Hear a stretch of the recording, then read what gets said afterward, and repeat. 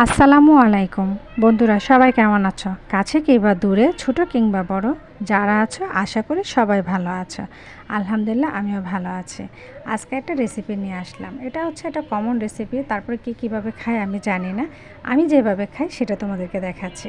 আর এটা রান্না করবো আমি আজকে কচুর ছুরি দিয়ে। অনেকে বলে কচুর মুখী, আমি বলি কচুর ছুরি, মানে এক এক দেশে এক একটা নাম। এটা যাই হোক, তো আজকে দেখো এটাকে সুন্দর করে কেটে ধুয়ে তারপর আমি এইভাবে নিয়ে নিচ্ছি, কারণ কচুর ছুরির মধ্যে অল্প পরিমাণ লবণ আর হলুদে এইভাবে খচে নিলে এটা যে বিজল বিজল ভাবটা থাকে সেটা থাকে না। আর আবার অনেকে আছে এটাকে ভাপ দিয়ে তারপর রান্না করে। ভাবের থেকে এইভাবে যদি করে তাহলে সেটা বেশি মজা হয়, আর আমি সেভাবেই করার চেষ্টা করছি। আর কী মাছ দিয়ে রান্না করব সেটা তোমরা দেখতেই থাকো। তা সুন্দর করে আমি কচুর ছুরিটাকে ধুয়ে নিয়েছি। এখন একে একে মশলাগুলি দিয়ে আমি কষিয়ে নিচ্ছি। আর যেহেতু এটা আমার বড় মাছ রান্না করছি, সেহেতু তোমার বাটা মশলা দিতেই হবে, কারণ বাটা মাছ মানে মশলা ছাড়া আমি বড় মাছ রান্না করি না, তাই এইভাবেই রান্না করছি। তোমরা কিভাবে খাও সেটা কিন্তু আমাকে কমেন্ট করে জানাবে। আমি কিন্তু এটা এইভাবেই খাই।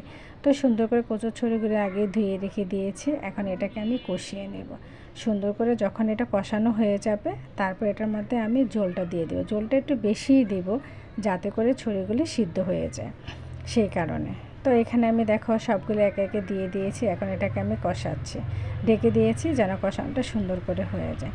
এখন কষানো শেষ, আমি ঝোলটাকে দিয়ে দিব। ঝোলটাকে দিয়ে তারপর মাছটাকে আমি ভেজে নেব। তো মাছটা আমি আগেই ধুয়ে সুন্দর করে রেখে দিয়েছি। তো মাছ ভাজা এটা তো তোমরা সবাই জানো কীভাবে করতে হয়। এটা তো শেখানোরও কোনো কিছু নেই, জানারও কোনো কিছু নেই। শুধু জানার আছে কচুর ছুরি দিয়ে কী মাছ কীভাবে রান্না করলে মজা হয়, সেটা হচ্ছে একটা জানার বিষয়। তো এটা আমি নিয়েছি রুই মাছ, আর আমার ছেলে রুই মাছ খুবই পছন্দ। আর যেহেতু আমার ছেলে ছোট, গুঁড়া মাছ খেতে পারে না, তো সেহেতু আমার ঘরে একটু বড় মাছটাই বেশি রান্না করা চলে। তাই আমি সুন্দর করে মাছগুলো বেজে এখন দেখো তরকারিটা হয়ে গিয়েছে, এটার মধ্যে দিয়ে দিয়েছি। আর দেখো এখন যখন শুকনো মাখো মাখো হয়ে গিয়েছে, এটাকে আমি নামিয়ে নেব। আর কে কীভাবে খাও আমাকে কমেন্ট করে কিন্তু জানিও। আল্লাহ হাফেজ।